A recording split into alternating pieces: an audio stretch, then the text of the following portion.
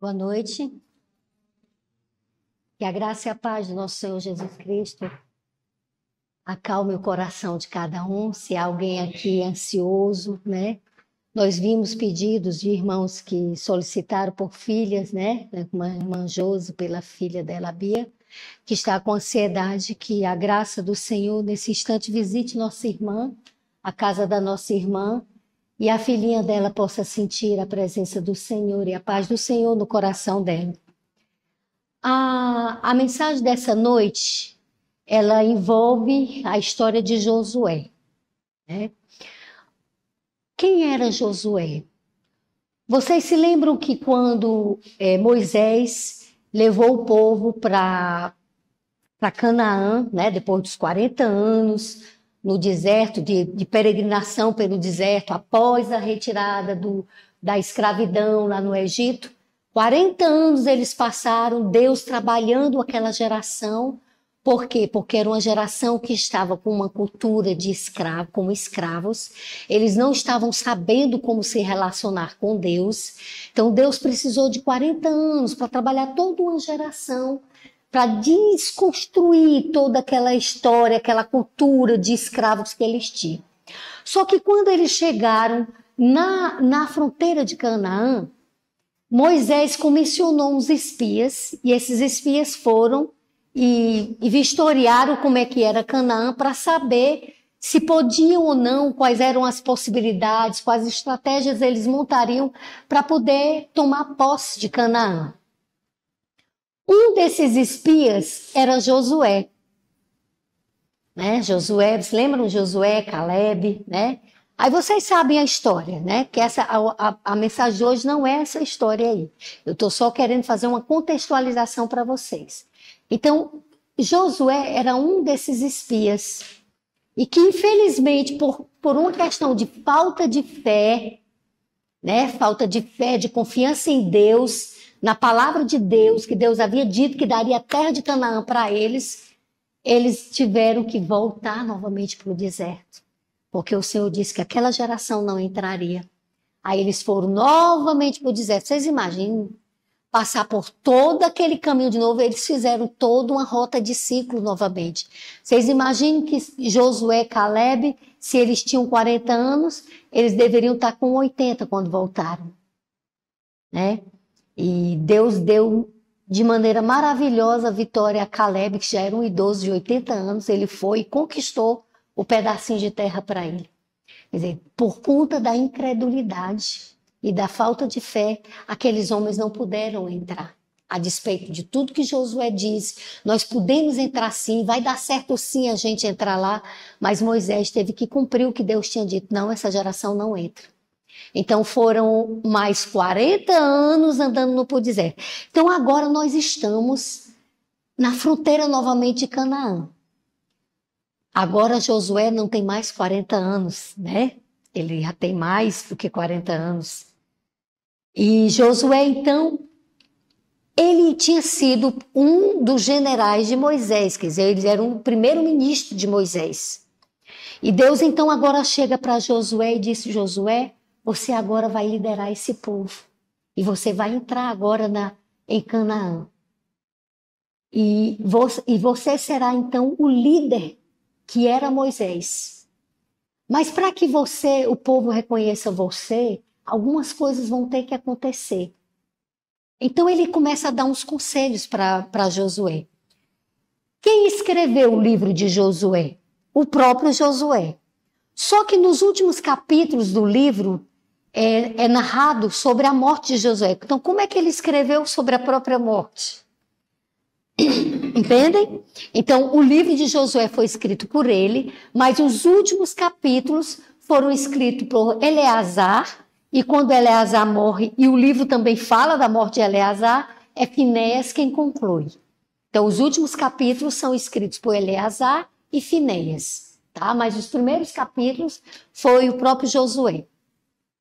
Qual foi o período que ele foi escrito isso aqui? Foi escrito mais ou menos por volta do ano 1385 a.C. Tá certo? Por que que eu estou colocando isso para vocês? Porque há um episódio dentro desse livro de Josué em que Jesus, antes da encarnação dele, aparece para Josué. Todas as menções de Jesus no Antigo Testamento é retratado Jesus como o anjo do Senhor. Então, sempre que vier a expressão anjo do Senhor com o A maiúsculo, está se referindo a Jesus.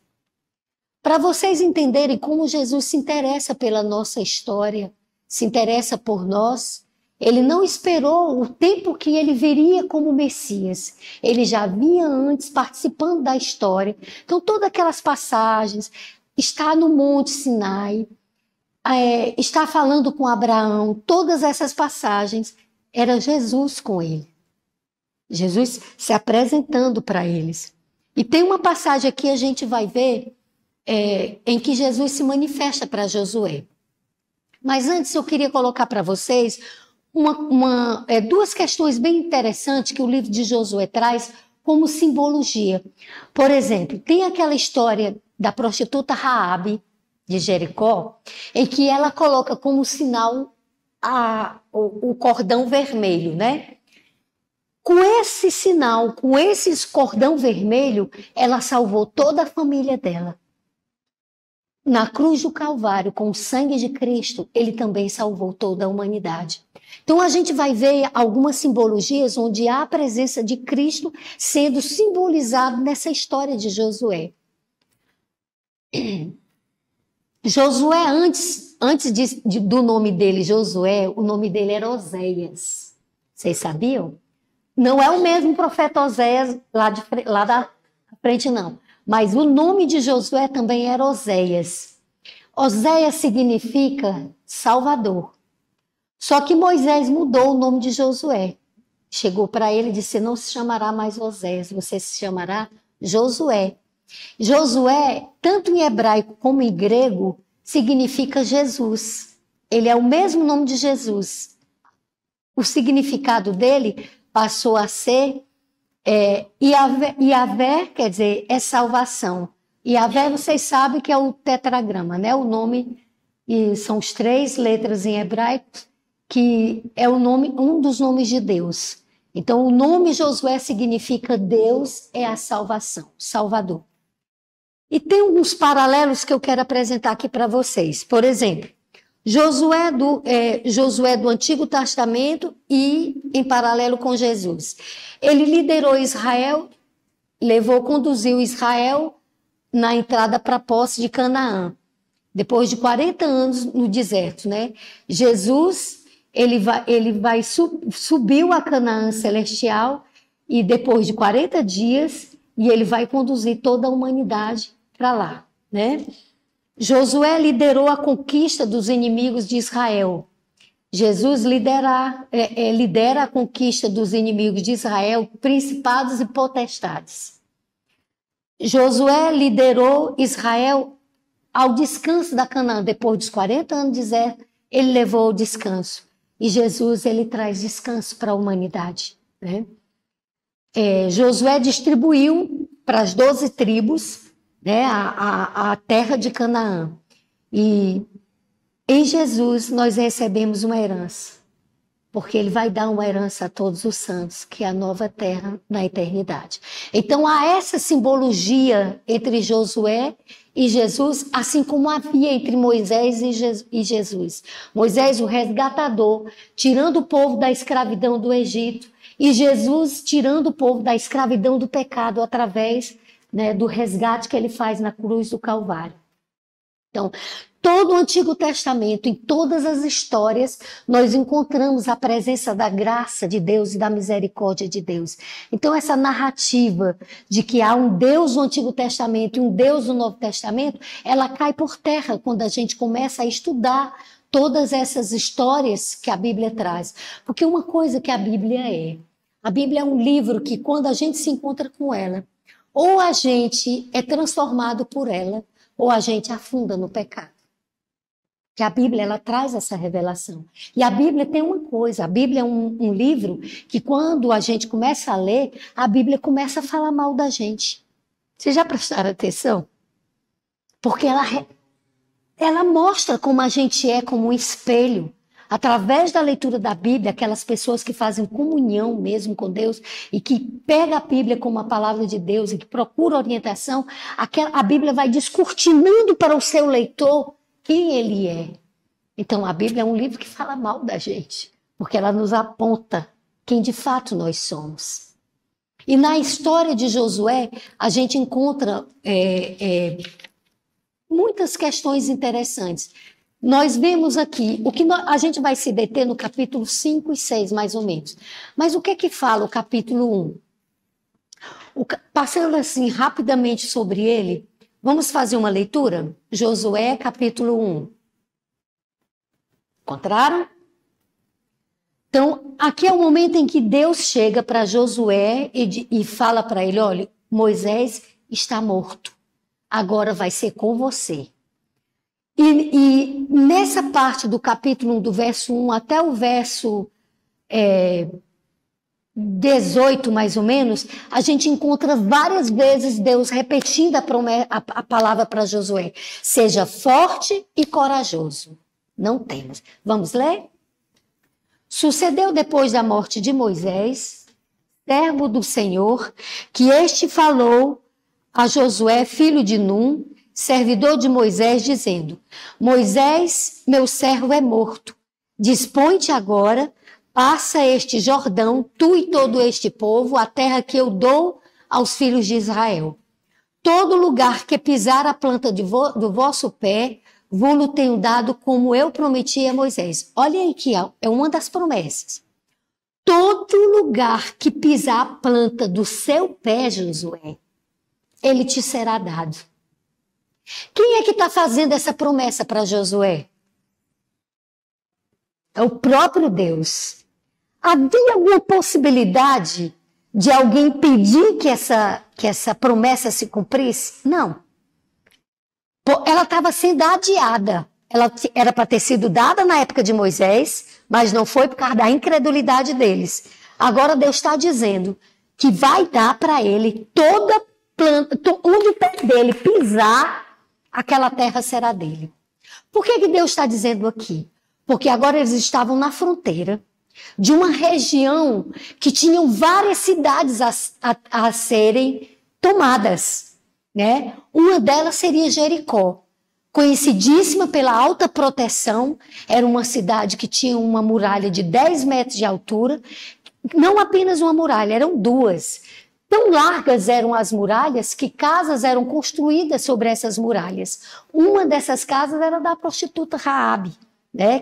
Que de lá eles puderam ver o sinal, né? O lençol. Então Deus diz para ele: todo lugar que pisar a planta do vosso pé, vou-lo tenho dado como eu prometi a Moisés. Não só a Moisés, né? Ele também prometeu também a Abraão, né? Que daria Canaã para ele. Desde o deserto e o Líbano até o grande rio, o rio Eufrates, toda a terra dos heteus e até o mar grande para o poente do sol será o vosso limite. Ninguém te poderá resistir todos os dias da tua vida. Já imaginou? Josué tem a certeza absoluta que você, enquanto viver, você não vai ter problema nenhum depois que você tomar a posse, você vai viver em paz, você vai ter paz. Você não vai precisar ficar guerreando os anos da sua vida, porque ninguém vai poder resistir vocês. Aí ele diz: ninguém te poderá resistir todos os dias da tua vida, como fui com Moisés, assim serei contigo. Não te deixarei, nem te desampararei. Sê forte e corajoso, porque tu farás este povo herdar a terra que sob juramento prometi dar a seus pais. Tão somente ser forte e muito corajoso, para teres o cuidado de fazer segundo toda a lei que o meu servo Moisés te ordenou. Olha que o conselho que Deus está dando. Deus está dando: eu dou a garantia. Ela vai ser de vocês essa terra. Mas você precisa ser forte e corajoso. Ser forte e corajoso era a resposta que ele tinha que dar para Deus, juntamente com a resposta da obediência à lei. Eu vou dar, mas seja obediente. Me obedeça para que a bênção possa alcançar você. Né? Tão somente ser forte e muito corajoso, para teres cuidado de fazer segundo toda a lei que meu servo Moisés te ordenou. Dela não te desvie, nem para a direita nem para a esquerda, para que sejas bem-sucedido por onde quer que andares. Não cesses de falar este livro da lei, antes medita nele dia e noite, para que tenhas cuidado de fazer segundo tudo quanto nele está escrito. Então farás prosperar o teu caminho e serás bem-sucedido. Não te mandei eu? Ser forte e corajoso, não temas, nem te espantes, porque o Senhor teu Deus é contigo, por onde quer que andares. Aí ele, nos versos seguintes, é uma preparação para atravessar o Jordão. Deus diz o que é que eles tinham que fazer antes. Né? Lá por volta do verso 11 ele diz assim: porque dentro de 3 dias passareis este Jordão, para que entreis na terra que vos dá o Senhor vosso Deus para possuídes. Aí no verso 14: vossas mulheres, vossos meninos, vosso gado fiquem na terra que Moisés vos deu deste lado do Jordão. Porém, vós, todos os valentes, passareis armado na terra de vossos irmãos e os ajudareis, até que o Senhor conceda descanso a vossos irmãos como a vós outros, e eles também tomem posse da terra que o Senhor vosso Deus lhes dá.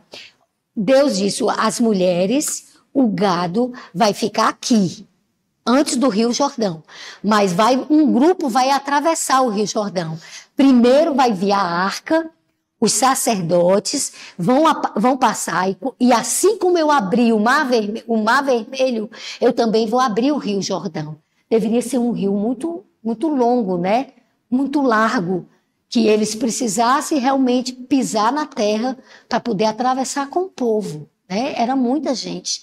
Então, e nenhum podia se perder. Então, o que é que Deus fez? Por que vocês acham que Deus fez a mesma coisa que fez a Moisés? Quem iria liderar aquele povo na Nova Canaã seria Josué. Assim como Deus fez manifestações e sinais sobrenaturais para que o povo cresce na autoridade de Moisés, o povo ia ter que ver também sinais sobrenaturais para que eles pudessem aceitar Moisés como líder, conduzindo eles, né? Então ele faz a mesma coisa. Abre o Rio Jordão para que aquele grupo de soldados passe. Quando eles dominassem a cidade, parece que eram 3 cidades que eles tinham que dominar, quando eles conquistassem as 3 cidades, que tivesse tudo dominado, aí o povo atravessaria novamente e se juntaria a ele. Porque é isso que ele está dizendo aqui. Ó.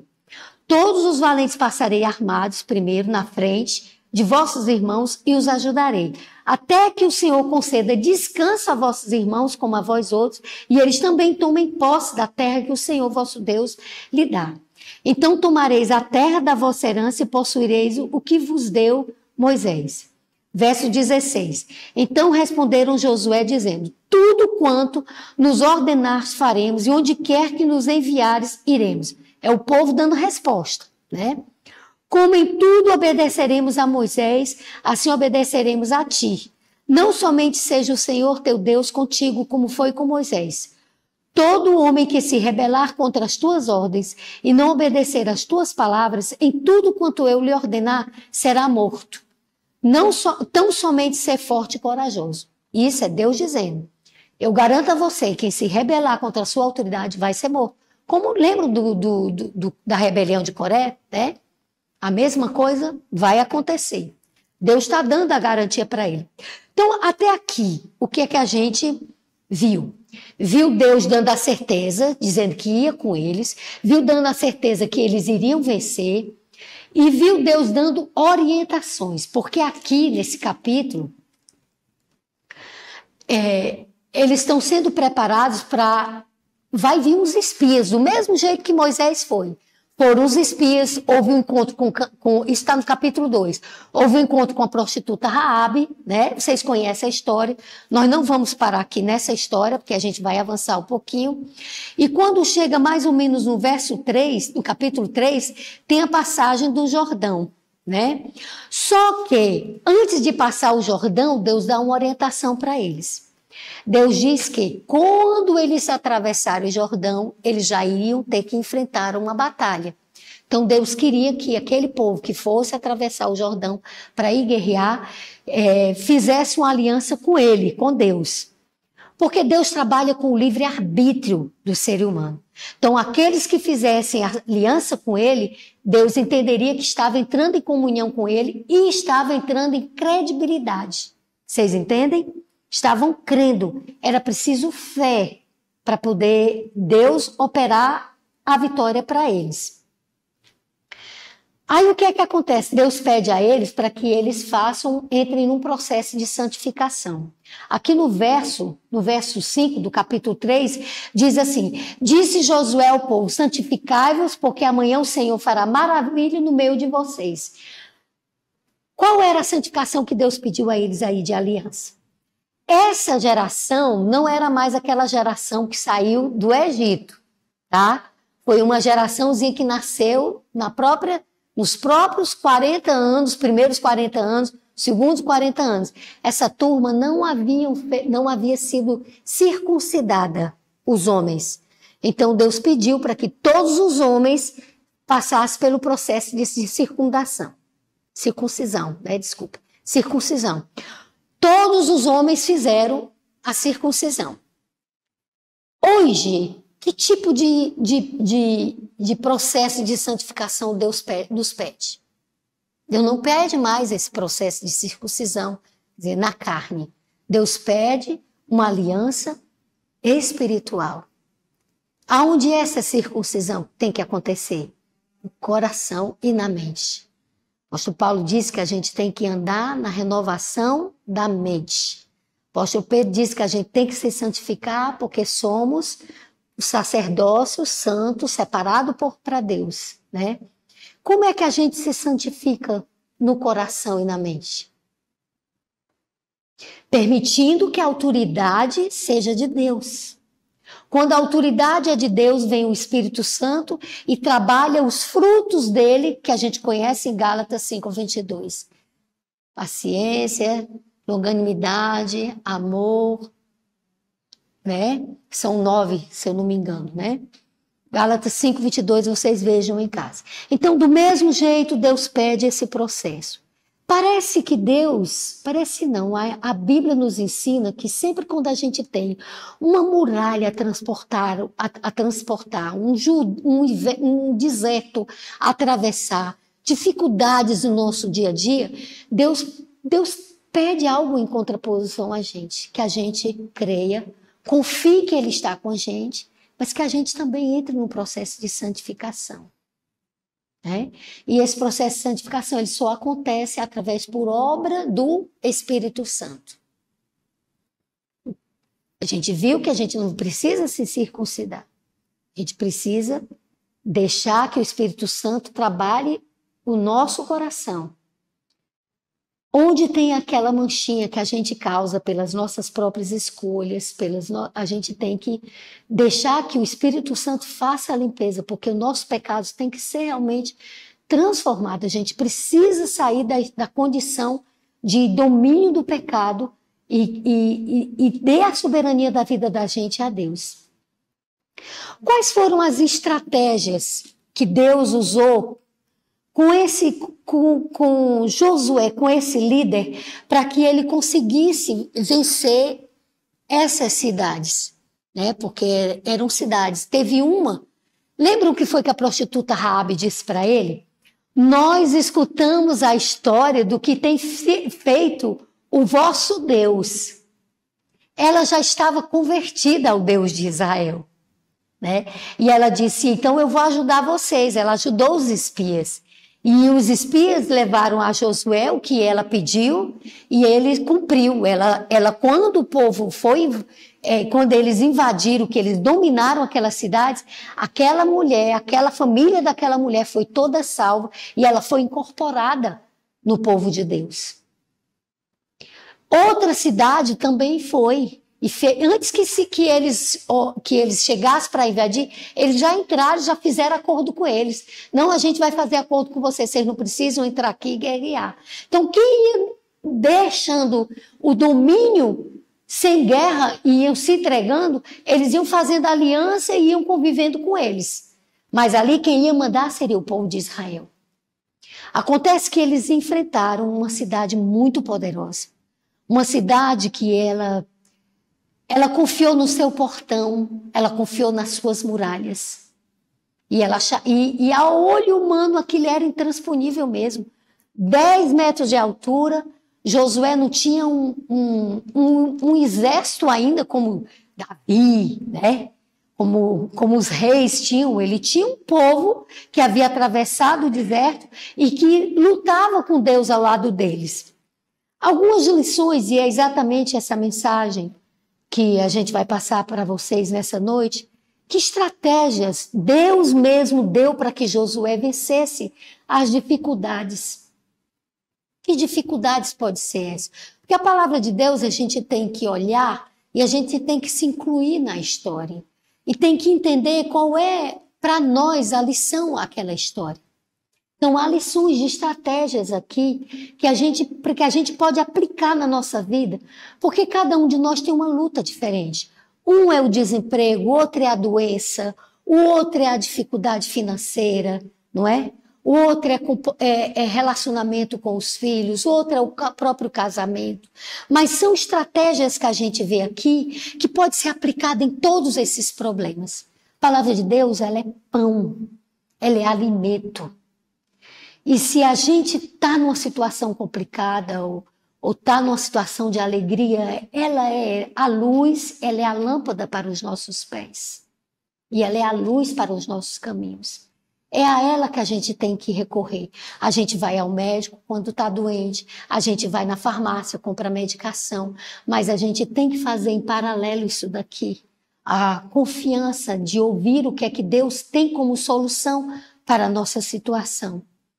E aqui no verso 2 ao verso 9 do capítulo 1, ela tem uma estratégia divina que Deus dá para Josué. Ele diz, do verso 2 ao verso 9, que a gente já leu para vocês, né?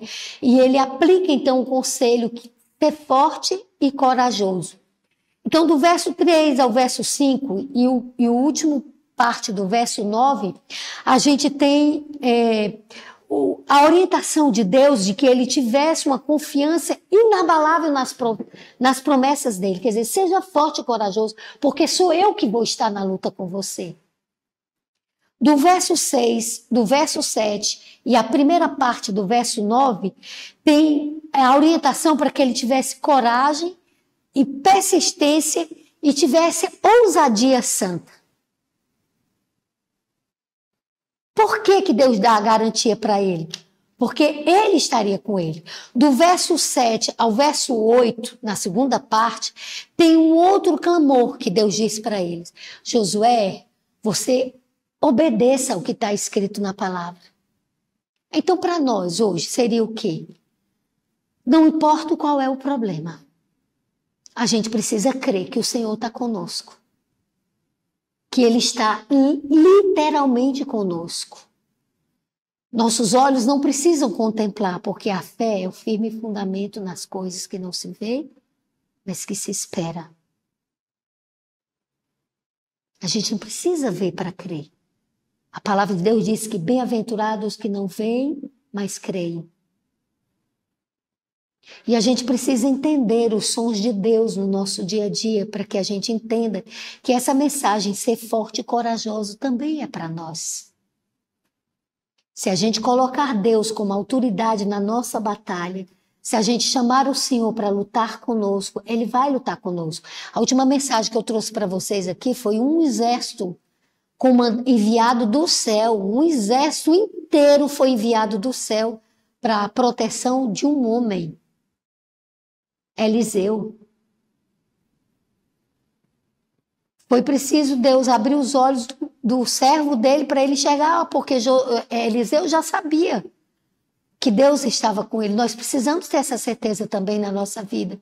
Então, o mesmo apelo que ele diz para ele, confiança nas minhas promessas, coragem, persistência, ousadia santa, obediência plena à minha vontade. e meditação constante na sua palavra, porque ele diz aqui, estudem constantemente, né? Ele diz assim, medite, né, dia e noite na minha palavra. Então essas são umas das primeiras estratégias da vitória.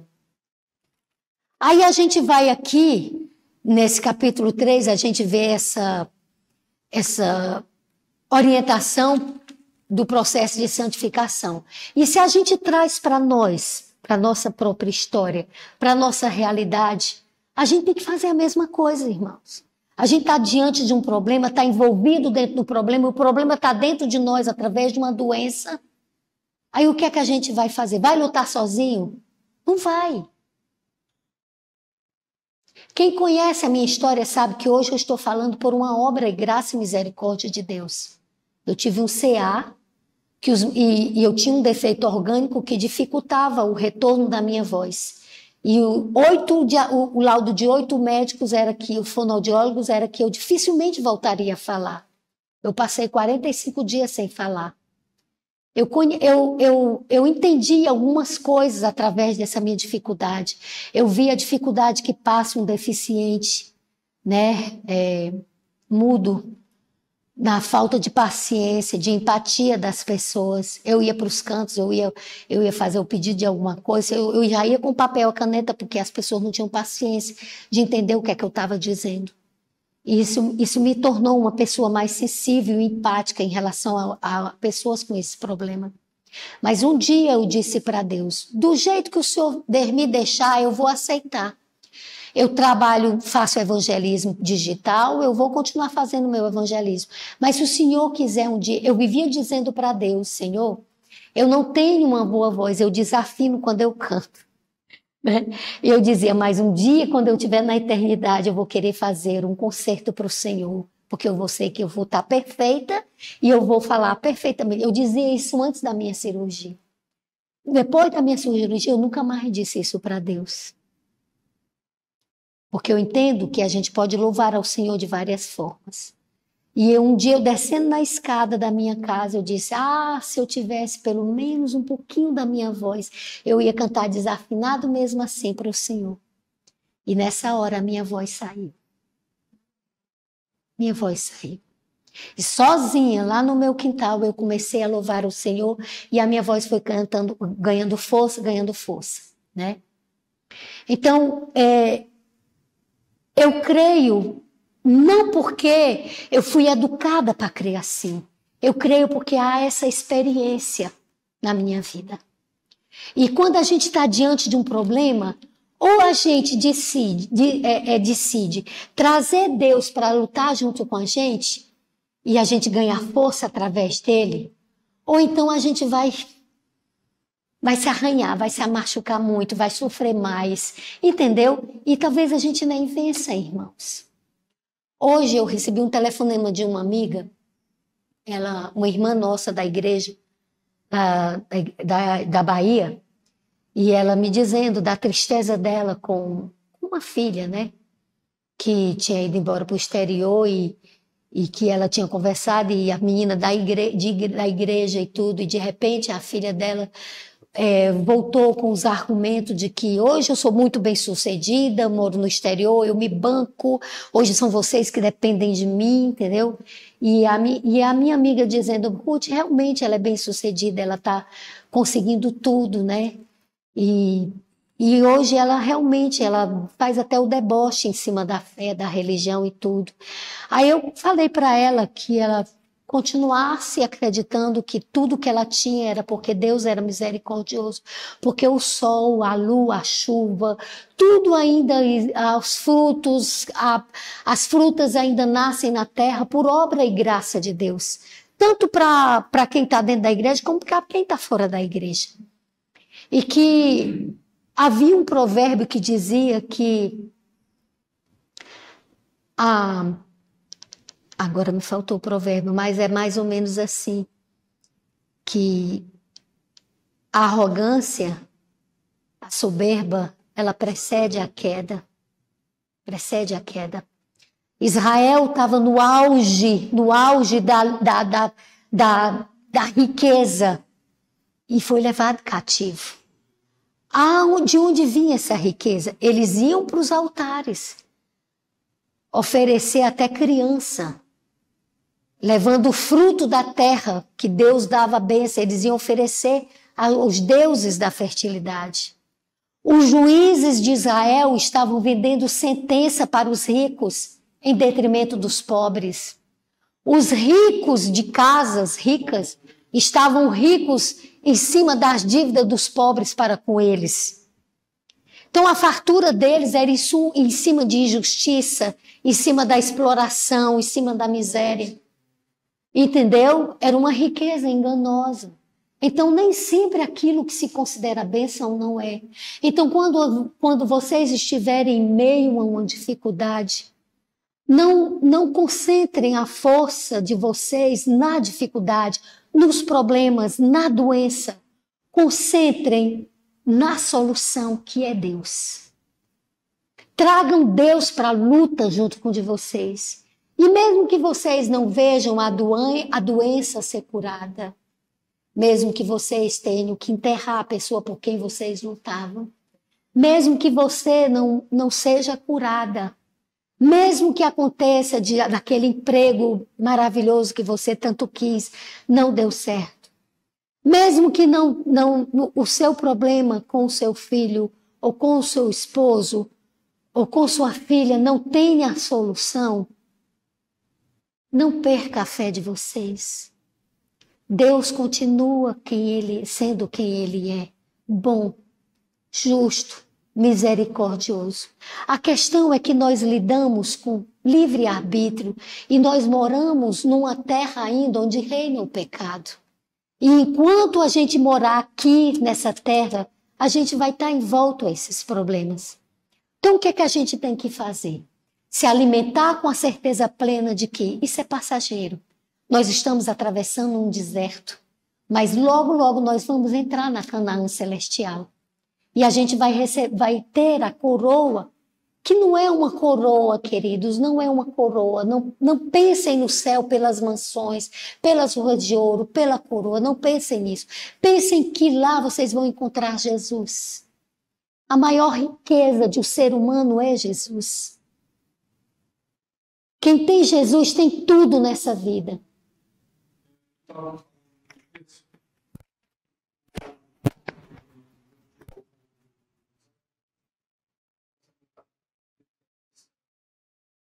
Então, nós somos um povo mais rico do planeta. Em todas as áreas, conhecer tudo, mas o povo de Deus ainda hoje tem a mente de escravo. Escravo do pecado. Tem a mente de escravo, que não acredita que Deus pode curar, não acredita que Deus objetivo, não acredita, nós temos que nós oramos mas não nossa mente, minha mente é escrava. E nós temos que mudar a concepção. A palavra de Deus diz que nós somos mais merecedores de Cristo Jesus. Então, eu quero dizer que nós vamos tirar vontade disso, não, mas nós temos que entender que Deus a pessoa nós temos, mas eu, antes disso, meus atrás, estava tendo um reunião na minha casa. Há muitos eventos. Mas eu sabia, e era importante passar aquele reunião. Eu disse, se você chegar aos terceiros, pedir Deus, nós estamos passando isso aí, porque Deus tem um objetivo em errar só. Deus tem que se glorificar. Mas tem uma coisa, não vamos ter mais esse.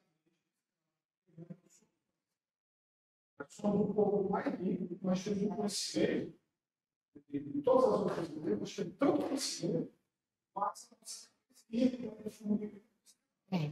então, a gente tem que mudar nossa cabeça, nossa fé, porque a gente fala que a igreja vai receber o poder do Espírito Santo. O Espírito Santo quer dar poder na igreja, quer dar virtude, quer fazer uma revelação. Mas sim, a gente ainda está lá.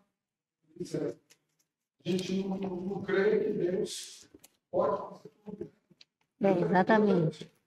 Deus só Jesus dizer assim, e nós somos herdeiros. O Cristo e tudo é nosso. O universo é nosso. Tudo é nosso. Eu não sei como é isso.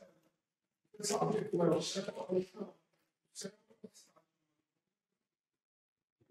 esse Apocalipse 21. Ela é católica, entende? Muito rica, tem dinheiro para 30 reais.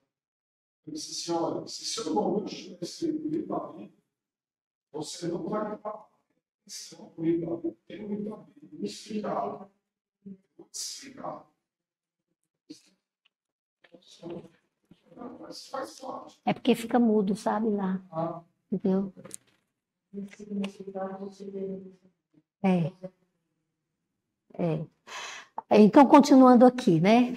Então, nós estamos, irmãos, no momento atual, nós estamos como se estivéssemos na fronteira para tomar posse de Canaã. Né? Temos um deserto que a gente já está andando, temos um rio para atravessar, né? Mas uma coisa tem que ficar muito clara na nossa mente: nós não estamos sozinhos. Deus vai nos abençoar a cada passo, em cada momento. Se ainda não veio, é porque a gente precisa amadurecer ainda a nossa espiritualidade.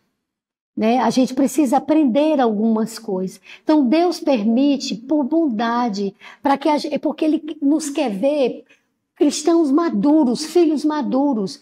Quando se fala em perfeição cristã, não é uma perfeição no sentido de obras, de fazer tudo conforme a lei manda, não. É uma maturidade espiritual, uma maturidade no sentido de que a gente não se comporta mais como criança, de uma inocência de fé, mas uma convicção, entendeu? Numa convicção.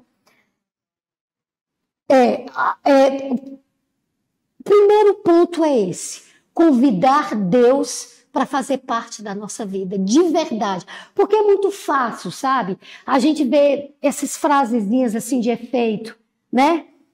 Na hora da batalha, da nossa dificuldade, machuca, dói, né? Quando a gente está nos conflitos, da dor de uma doença, no desespero do filho chorando, pedindo comida e a gente sem dinheiro, no desemprego. A realidade dói. Mas é nessa hora que a gente tem que realmente mostrar a nossa fé. E Deus proverá. Então, o que é que a gente aprende? Quando eles foram chegando em Canaã, eles entraram, atravessaram o rio. Quando chegaram, venceram aquelas primeiras cidades. Mas quando chegaram ali na muralha de Jericó, Deus chegou para Josué e disse: olhe, façam o que eu disse, porque sou eu que vou entregar essa cidade para vocês. Eles queriam apenas ele queria ver apenas que eles provassem na obediência que estavam tendo fé. Durante 7 dias, aquele povo rodeou aquela cidade. De manhã, rodeava 7 vezes, rodeando a cidade. Vocês imaginem o soldado, o povo lá de cima, só olhando o que esse povo está fazendo aí. E eu no silêncio, não era absoluto, não podia haver um barulho sequer. O povo calado estava lá andando, circulando 7 vezes. Quando foi no 7º dia, Deus disse para ele: quando vocês terminarem de circular, vocês gritem ao mesmo tempo, mas vai haver o som da trombeta, os sacerdotes vão tocar a trombeta, e quando tocar, vocês... Aí vocês imaginem que nessa mesma hora, quando aquele povo grita, todas aquelas muralhas, as duas, os portões, caíram.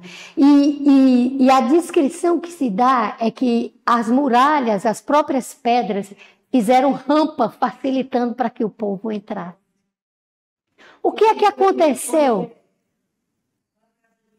Raabe. Exatamente. No meio daquela batalha, enquanto aquela maioria daquele povo de dentro daquela cidade, daqueles soldados, achavam que as muralhas protegeriam, Raabe sabia que elas não protegeriam, que seria a vitória de Deus. Então a gente precisa olhar essas histórias e trazer um pouco para nós, né? O que ele queria que eles desenvolvessem ali, arrodeando aquela cidade? Paciência diante do desafio, obediência, dependência, completa dependência de Deus, porque quem venceu foi Deus. Deus deu para eles, né? E domínio próprio. Eles saberem que eles iriam entrar, mas eles não poderiam roubar nada, se apropriar de nada. A história ali era tomar posse para tomar posse da terra.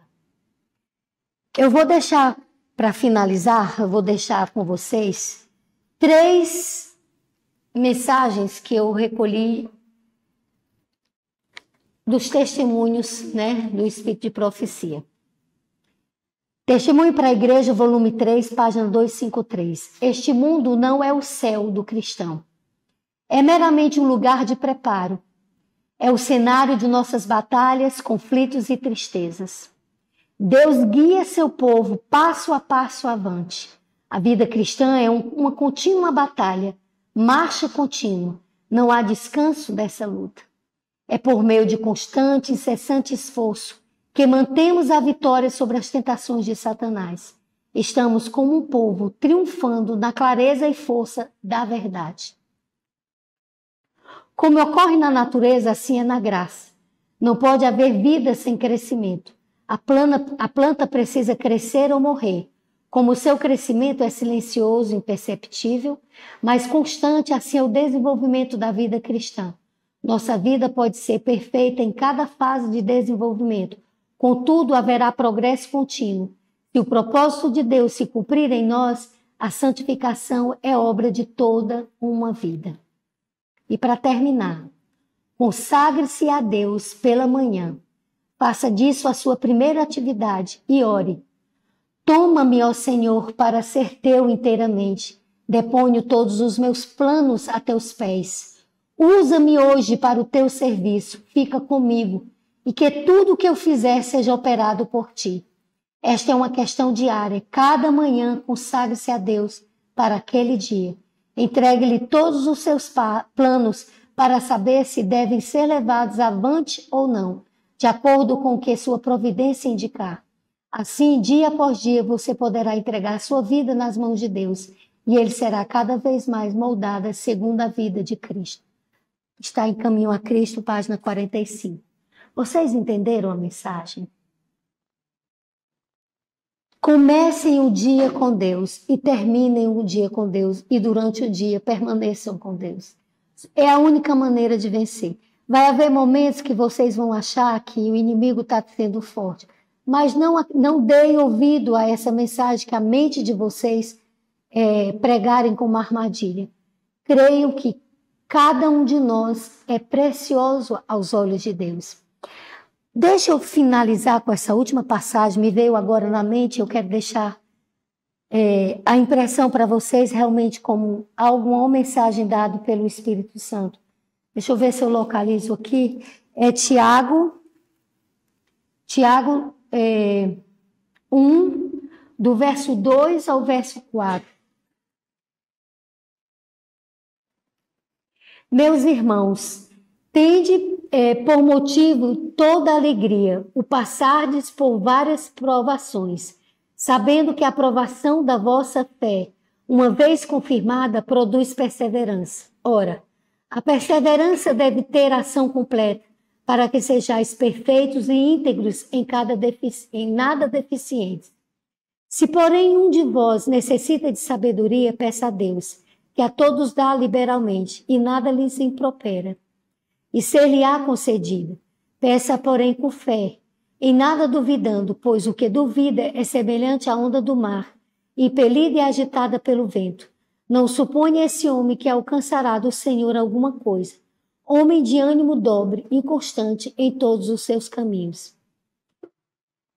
O irmão, porém, de condição humilde, glorie-se na sua dignidade, e o rico na sua insignificância, porque ele passará como a flor na erva. Então, perseverança produz paciência, paciência produz perseverança, e a gente assim vai caminhando no caminho da fé. A palavra de Deus diz que Deus conhece cada um de nossas lágrimas, e Ele conhece todas elas e coloca numa jarra. E tudo é escrito ao lado do nosso nome. O Senhor tem o desejo de vir nos buscar, mas o Senhor quer que a gente ande em fé, em confiança com Ele. Então, a mensagem dessa manhã é: creiam em Deus e tragam Deus para o dia a dia da vida de vocês. Tire do livro, tire dele como um personagem desse livro e tragam ele como um personagem. Você sabe o que é que eu faço quando eu oro? Eu boto uma cadeira vazia do meu lado. E ali eu falo como eu estou. Meus filhos, meu esposo, eles já nem se espantam, já nem dizem que eu estou ficando, né? Porque eles sabem que eu faço isso mesmo. Eu boto uma cadeira vazia e convido Jesus para ficar ali, porque eu preciso conversar com ele. Então façam isso. Se ajoelhem com fé. Se não querem se ajoelhar por algum problema, mas se sentem. Se estão tão cansados com sono no final do dia, adormeçam conversando com ele. Vocês vão acordar conversando com ele. Então, que Deus nos abençoe. Vamos orar?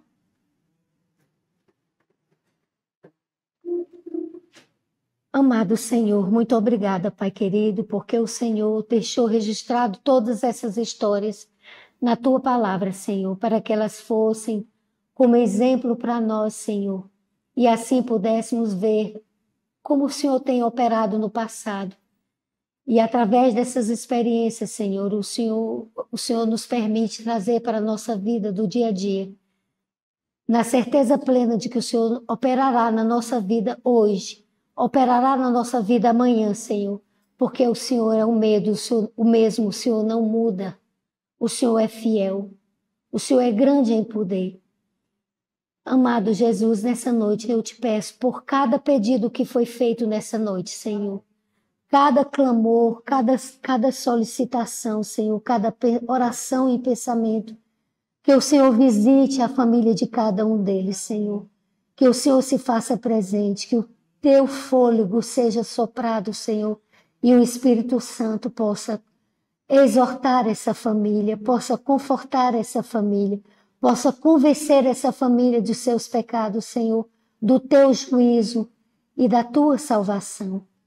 Te peço, ó Deus bendito, que o Senhor acompanhe os teus servos de volta para os seus lares, que o Senhor os leve em segurança e que em seus corações brote, Senhor, a semente da fé e eles andem em fé contigo, sob a tua dependência, Senhor, em obediência ao Senhor, confiando com paciência, Senhor, e como criança se colocando aos teus joelhos, Senhor, te suplicando que o Senhor nos ensine, que o Senhor nos oriente, que o Senhor nos guie, que o Senhor nos faça fortes em Ti. Eu te peço essas bênçãos, não porque mereçamos, Senhor, mas no poder e no nome de Jesus é que peço essas bênçãos de sempre. Amém, Senhor. Amém, Jesus. Amém, Jesus.